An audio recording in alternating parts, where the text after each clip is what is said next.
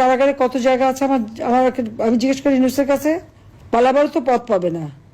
এত অবিচার, এত অন্যায়, ক্ষমতায় বসে মজা করে খাবে, সে খাবার ক্ষমতাও তার নাই, এখন থাকবেও না। এত মানুষের চোখের পানি, এত মানুষের অভিশাপ, এর যে কপালে কি দুর্ভোগ আছে। এবং আমরা বিশ্বাস করি যে এমন দিন থাকবে না। একদিন আগুন নিয়ে খেলছে, তো ওই আগুনে তারাও জ্বলে পড়ে ছাড়খাড় হবে। কাজে আমি সেটাই বলবো যে মনের জোর রেখে এগিয়ে যেতে হবে। কাজে সবাই মনের জোর নিয়ে থাকেন। আর ওই বিএনপি আর জামাতদের বললে বেশি লাফালাফি না করতে, তাদের দিন ঘনিয়ে এসেছে। খুব বেশি দিন এই লম্পজম্প থাকবে না। চক্রান্তটা শুরু হয়েছিল সেই 2022 সাল থেকেই। কিছুতে আমাকে ক্ষমতায় থাকতে দেবে না।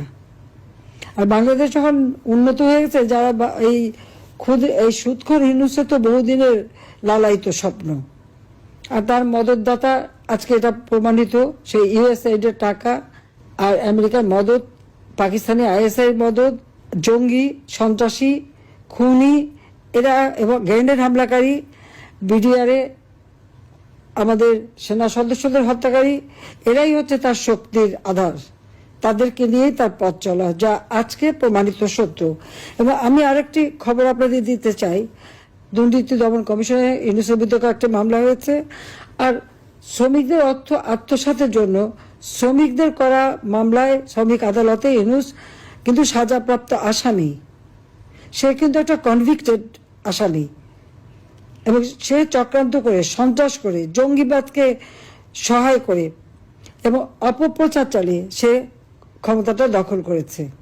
ক্ষমতা দখল করার সাথে সাথে কি করেছে, সে তার আগে থেকেও প্রচেষ্টা ছিল।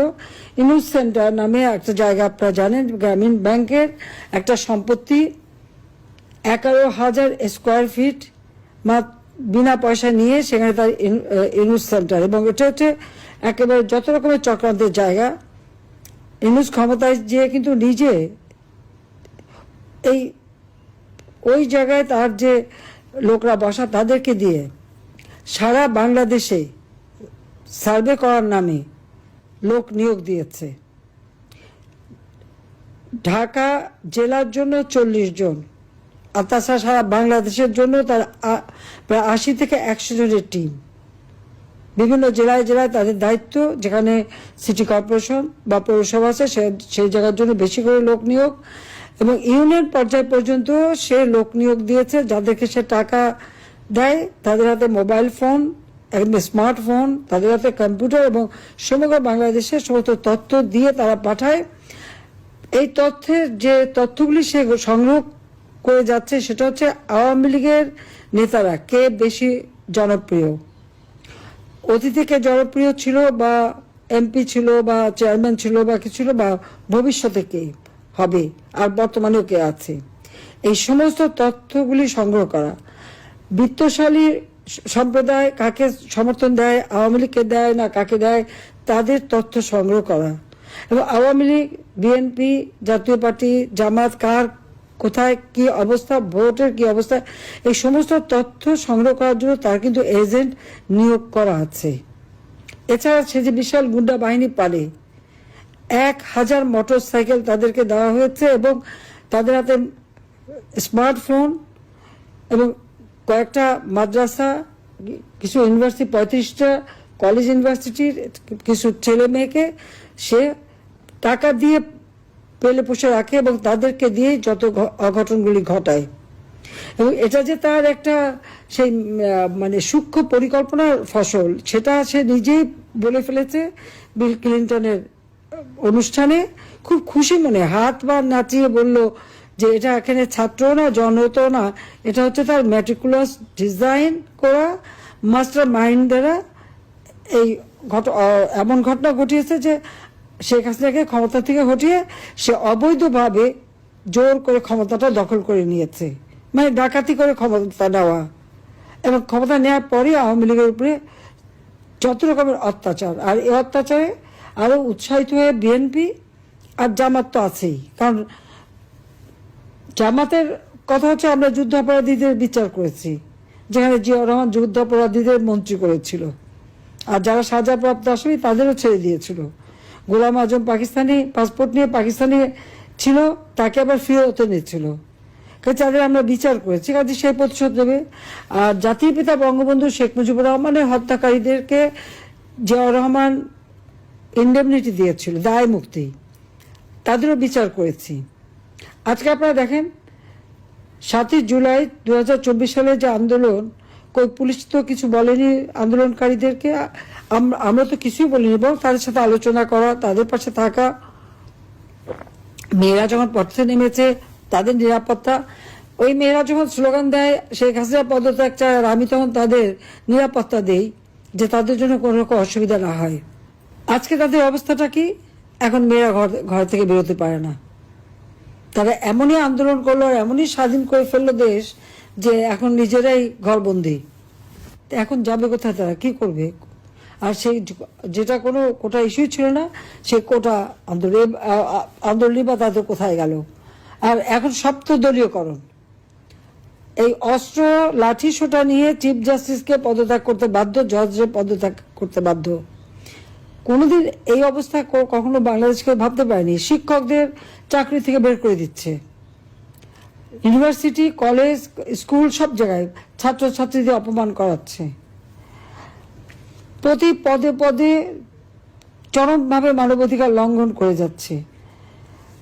বাড়িতে ছোট শিশু তা থাকা সত্ত্বেও বাবা মাকে গ্রেপ্তার করেছে, বাবাকে, তাকে মাকেও। তো এই বাচ্চাটাকে কে দেখবে? কি হবে তার? 93 জন আইনজীবীর বিরুদ্ধে মামলা, তারা সারেন্ডার করেছে, তাদের জামিন দেবে না। কিছু জামিন দিয়েছে, কিছু দিচ্ছে না। মানে আপনি যে বিচার চাইবেন সেই সুযোগটাও নাই। আইনজীবীদের এইভাবে গণহারে মামলা দেওয়া, গ্রেপ্তার করা, পৃথিবীর কোনো সভ্য দেশে এরকম ঘটনা ঘটে বলে আমার তো জানা নেই, আমি তো দেখিনি। কাজে বাংলাদেশ আজকে কি? আইনের শাসন নাই, ন্যায় বিচার পাওয়ার অধিকার নাই, নারীদের কোনো স্বাধীনতা নাই। এবারে ঈদে শ্রমিকদের কান্নায় ভরা, 1100 ইন্ডাস্ট্রি বন্ধ, শ্রমিকদের কাজ পায় না। তার উপর আমার আওয়ামী লীগের নেতাকর্মীদের ঘর বা বসত বাড়ি, ব্যবসা প্রতিষ্ঠান, তাদের গরুর খামার, মৎস্য খামার, মুরগির খামার, ফলের বাগান, সবই ধ্বংস। দোকানপাট যা ছিল একেবারে সব ভেঙে চুরে, লুটপাট করে, জ্বালিয়ে পুড়িয়ে নিঃস্ব করে দিচ্ছে। কেন? আওয়ামী লীগ যেন আর কোনোদিন মাথা তুলে দাঁড়াতে না পারে, এটাই তাদের চেষ্টা। হাজার হাজার ছাত্রছাত্রীরা আজকে লেখাপড়া করতে পারে না, ডিগ্রি কেড়ে নেয়, তাদেরকে পড়াশোনা করতে দেবে না।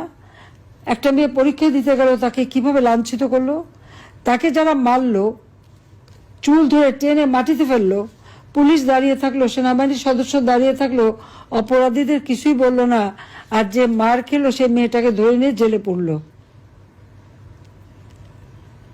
এই পুলিশ, সেনাবাহিনী হোক, প্রশাসন হোক, জনগণের ট্যাক্সের টাকা তারা বেতন পায়, আর তাদের সকলেরই আমি কিন্তু জীবন মান উন্নত করে দিয়েছি, বেতন ভাতা বাড়িয়ে দিয়েছি।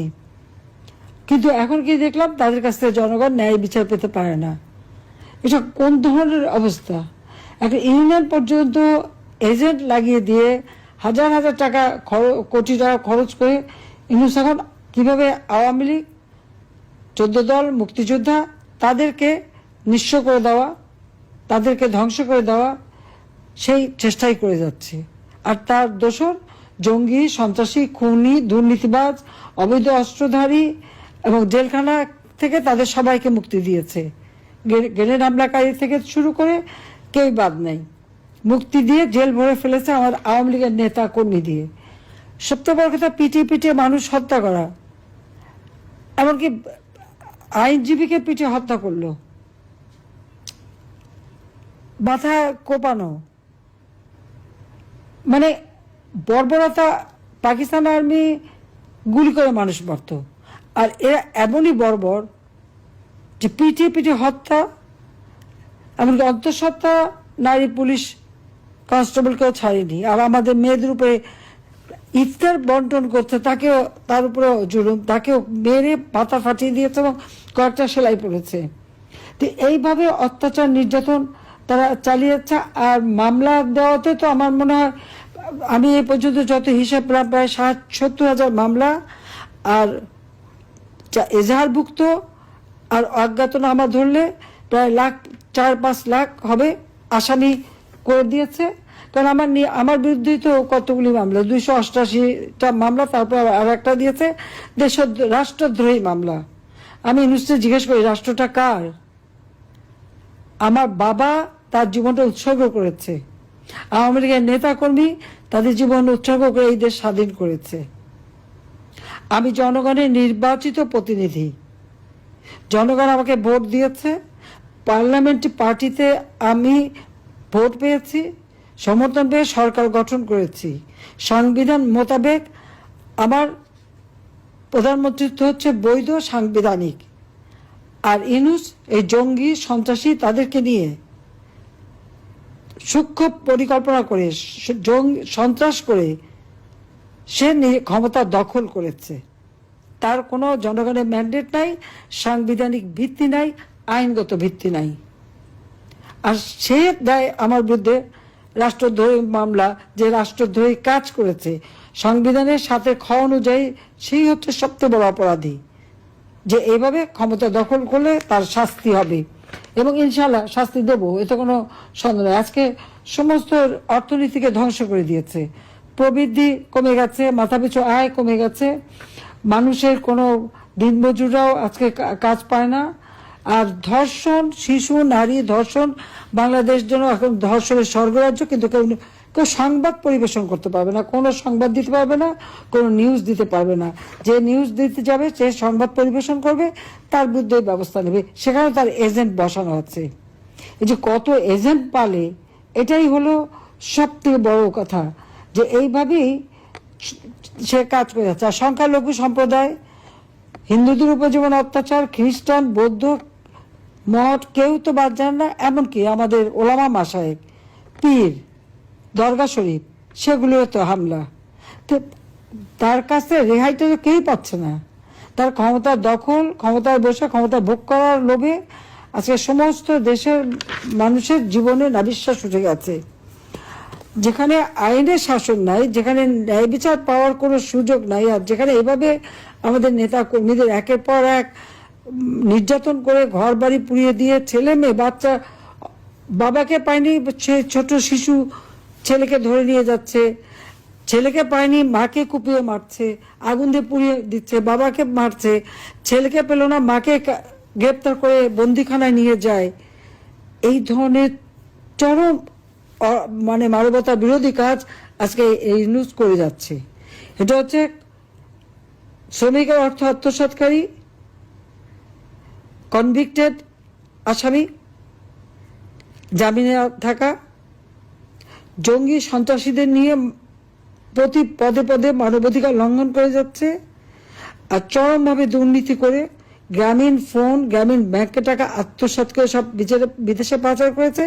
আজকে বিদেশে তার শত শত কোটি টাকা সম্পত্তি। কোথা থেকে আসলো? কার টাকা? এ তো বাংলাদেশের জনগণের টাকা।